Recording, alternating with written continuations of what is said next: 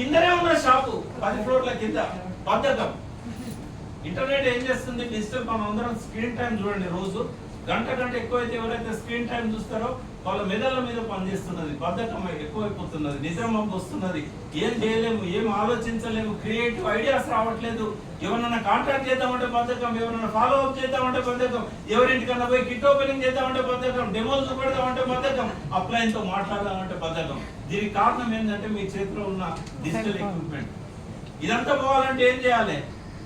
మన లోపల ఈ చెడు అన్నిటిని డిటాక్స్ చేసుకోవాలి.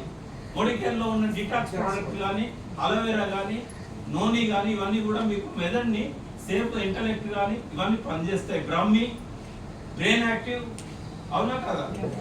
సో కాబట్టి ఇది ఒకటే బిజినెస్ మిగులుతుంది.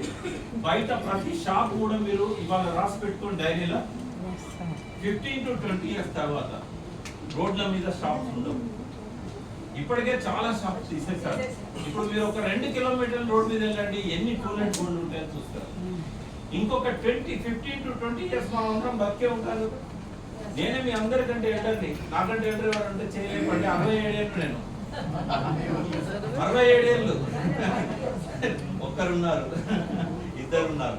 ఓకే, అంటే ఇంకొక 20 ఏళ్ళు మాకు లైఫ్ ఉంటుంది, 87 ఏళ్ళు.